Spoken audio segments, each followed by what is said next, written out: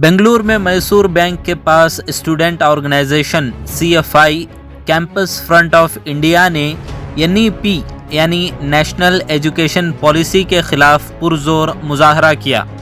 मरकज़ी हुकूमत और कर्नाटक रियासती हुकूमत के खिलाफ नारेबाजी भी की गई। लगभग 1000 के करीब तलबा ने NEP को कानून और मुल्क के आइन के खिलाफ बताते हुए पॉलिसी को खारिज करने की बात कही।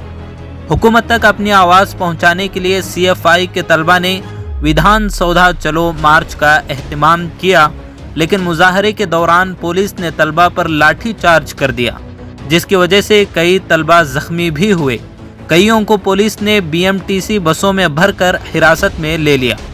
इसके बावजूद कैंपस फ्रंट के तलबा ने कहा कि जब तक इस पॉलिसी पर रोक नहीं लगाया जाता वो इस पॉलिसी की मुखालफत में अपनी तहरीक को जारी रखेंगे।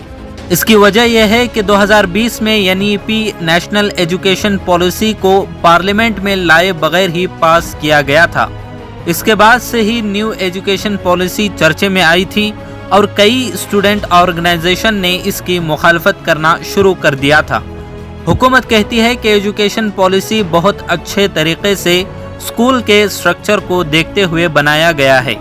ऐसी ही बात हुकूमत ने किसान कवानीन के बारे में भी कही, लेकिन किसान जमातों ने इन कवानीन को मानने से पूरी तरह इनकार कर दिया। ऐसी ही चीज़ हमें NEP के बारे में भी साफ नज़र आती है।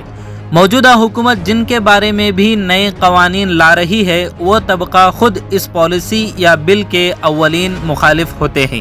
हिंदुस्तान जहां मुख्तलिफ ज़बानें बोली समझी और लिखी जाती हैं, उनको ख़त्म करके बैक डोर यानी चोर दरवाजे से वन नेशन वन लैंग्वेज के तहत हिंदी ज़बान पूरे मुल्क में ज़बरदस्ती लागू करने की साजिश है। BJP जिस तरह मुल्क के असासों को फ़रोख्त कर रही है, इस पॉलिसी के ज़रिए कॉरपोरेट तालीमी इदारों में अपना फ़ंड दे सकते हैं। इससे एजुकेशन इंस्टीट्यूट पर प्राइवेटाइजेशन बहुत तेज़ी से हावी हो जाएगा। इनके अलावा ऐसे बहुत से वजूहात हैं जिनकी बिना पर CFI के तलबा ने इस पॉलिसी की मुखालफत में एकजुट होकर विधान सौधा चलो मार्च का इनेकाद किया।